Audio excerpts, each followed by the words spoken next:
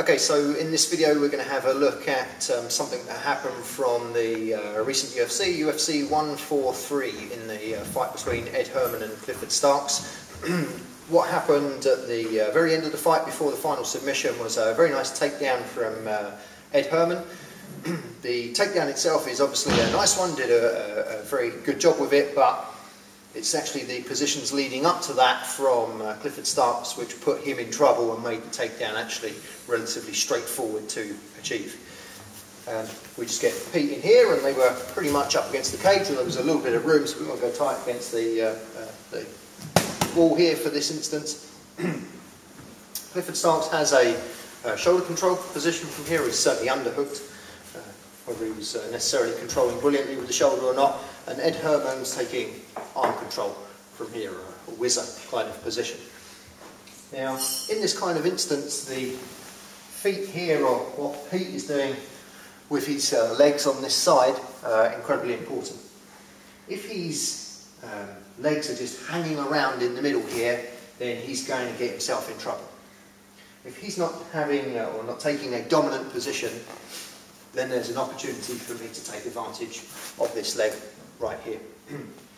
So what Pete should be doing is either stepping to the outside here of my leg, or stepping inside and dominating with his knee. He should be driving the outside of this leg right into my knee from here.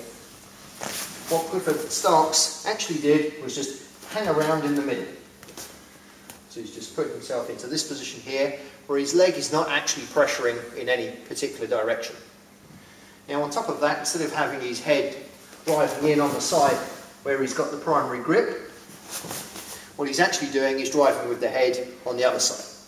So he's doing a nice job of controlling with the head, but because he's bringing it on the side away from the primary grip, it's giving Ed Herman a lot of opportunities down this closed side from here. So what actually happens in this situation is Ed Herman's able to do some work with his leg here and this arm control position here. So effectively he's tripping him down in this direction towards the closed side. So as Pete's controlling in this position from here, he's just tripping in this way, pulling down on this arm from here, and effectively taking advantage of poor leg placement and poor head placement. So the takedown looks kind of spectacular and very nice from here, but the thing that leads to it is Pete's lack of discipline.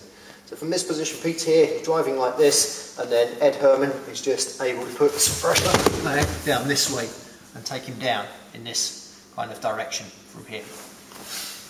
So one more time. Person is getting the shoulder control. Their heads, as we would determine it for ideal circumstances, is on the opposite side to where we would want it. But worst of all, they're not dominating with this leg here on this side. They're just kind of drifting with it in the middle. That gives me opportunity to put some pressure on this side and trip with this leg from here. Don't even have to do anything in particular with this arm, although an underhook would be nice. I won't even bother taking that in this instance. So he's pressuring here like this. I'm just coming out this way, tripping with the leg to the outside, pulling down with the whizzer or the arm control from there, pulling over in this kind of direction. From there the fight goes to a scramble, and Ed Herman ends up getting a suppression on him from that position, ends up taking his back, might have been in the forearm choke, but it all started with poor placement with the legs and the head from Clifford Starks, leading to a relatively easy leg trip from Ed Herman.